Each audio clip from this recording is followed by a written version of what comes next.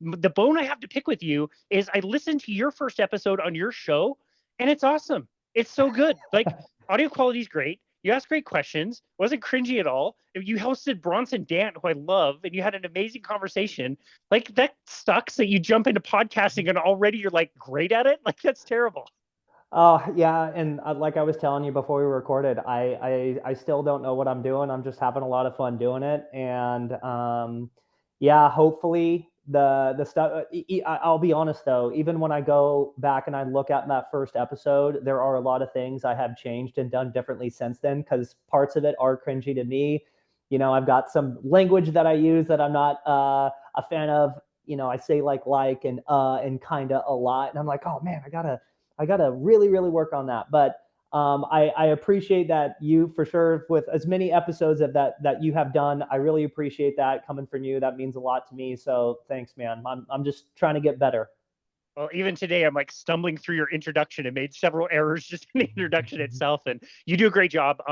Like I said, I think you're a natural at interviewing. It's one thing to, have the good audio quality, to have good, picture. Your YouTube's really great, but also you do a great job of asking questions.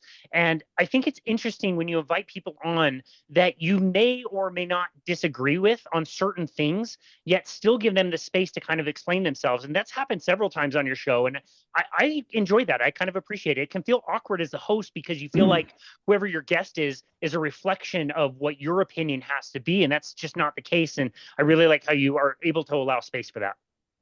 No, I appreciate that a lot, and that's what I really try to focus on is really the podcast is bringing on, like you said in the intro, experts, doctors, trainers that are in these different low carb spaces, ketogenic spaces, and some of them are not even in low carb spaces at all. I've interviewed some pretty big guys in the CrossFit industry, which is where I kind of come from, but it's really for me trying to be as neutral as possible and just really understanding the guest, their thoughts, their ideas, because a lot of these guys are obviously way smarter than I am, and to be honest with you, I learn a lot from these podcasts. That's kind of like the lucky side benefit. Maybe you've realized this doing this for as long as you have over the years, but I've been very lucky to interview some pretty big people, and you even more than me. And it's almost like just a side benefit, being able to pick some of these people's brains and hear their thoughts and ideas and perspectives. And that's really what I try to do. I try to keep my thoughts to myself unless they, ask me what I'm into or how I think about certain diets. I'll certainly lay out my thoughts and opinions, but I more so try to have it be a platform to where they can express, their perspectives the most. Yeah, no, it's great. Even the last episode that you dropped as of this recording is with Maria Emmerich, and she specifically mentioned a disagreement that she had with Dr. Kiltz. I've been able to meet both of these people. I love these people. I love all the people in the low carb community. I think it's great that we can have discussions inside the community. And yeah, we may not agree about everything, but there's space for that. And she can say, like, no, I think you're wrong about this without it being taken personal or whatever. And again, it's two amazing, wonderful people who are both very, very smart. Don't always have to have the same opinion. It's great. Yeah, it's very interesting, and to be honest with you, I didn't know how much disagreement there was in the space. And obviously, I definitely know and understood that a lot of these individuals, Maria Emmerich, Craig Emmerich, Dr. Kiltz, but both of them have been on the podcast now. Um, they have these different views on things, and that's okay.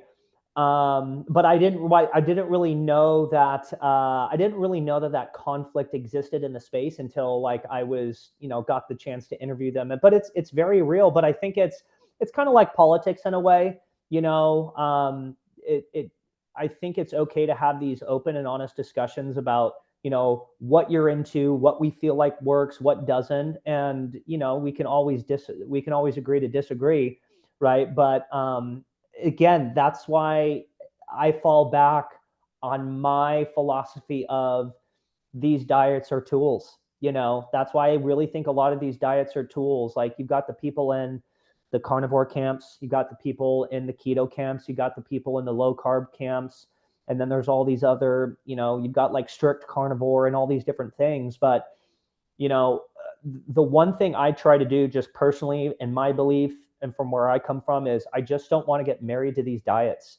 You know, I really don't. I don't want to get religious about diet. I really don't. I think we should use these diets as tools because that's exactly what they are. We want to use them as tools to our benefit and flex them periodically or cyclically to get the most out of it based off of what we are trying to do, what our interests are, right? Like our body changes, our interests change, our hobbies change. You might be into bodybuilding one year, then you sign up for a half marathon or a marathon, then you might get into high rocks. You're getting older, right? We're all getting older. The body I have right now at 40 years old was not the body I had at 35 or 30. So it only makes sense that a lot of these diets, like we don't just do like carnivore for 10 years. And if it works for you, by the way, if carnivore works for you and you've done it for 10 years, I think that's fantastic. More power to you. But at the point in which carnivore stops working for you, and whatever that issue is, whether you're getting, electrolyte imbalances, hormonal issues, don't be so married to the diet where you just carnivore harder.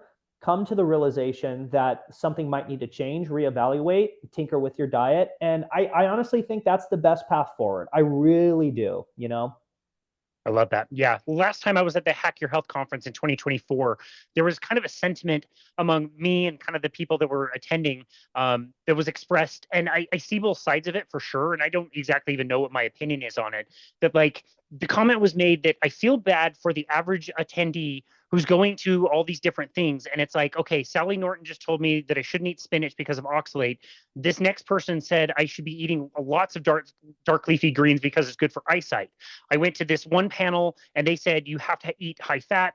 And then Maria Emmerich just said you need to eat high protein. And so I understand where the average person could get a little bit confused. Sure. But I think I'm kind of like you, where like I would rather somebody hear all of the things and then decide what's going to be best for them. They may need to wade through a whole bunch of stuff, but if you get indoctrinated, like you said, religiously, that this is the one diet you should do and every other diet sucks, then I think you're at a disadvantage.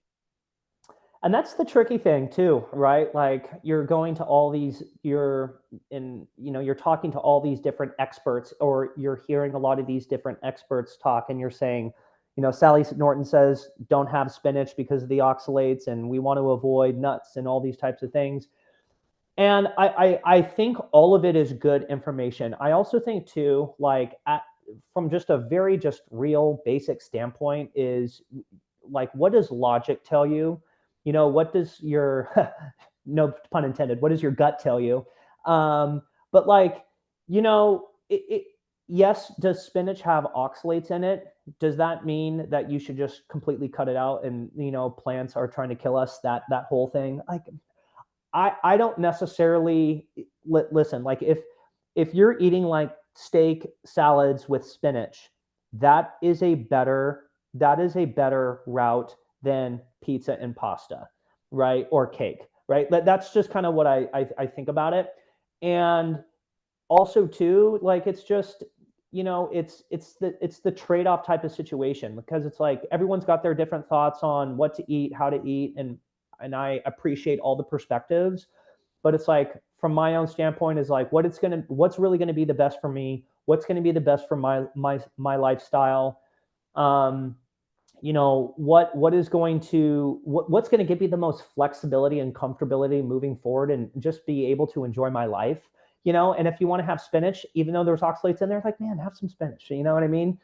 So, I just take all of the perspectives, as much as I appreciate them, and I appreciate the guests and their knowledge. I take them with a grain of salt, and I take the points and I massage them into my life best as how I see fit, Love that. Yeah, I love that. As much as I love Dr. Chafee, and we've hosted him on our show many times, and the idea of plants are trying to kill you, I always try to just take that sentiment and just tweak it. It sounds so personal.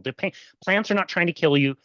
Plants try to protect themselves. And yes, it's not about you. It's so entitled to think that, like, you can just, first of all, you can just take plants and manipulate them however you like, but also that they're like attacking you. No, they're just trying to protect themselves. They don't care about you. So yeah, I agree with you. I don't like as much the sentiment like they're out to get you, they're out to attack you. It just feels so like personal, I guess. I don't know.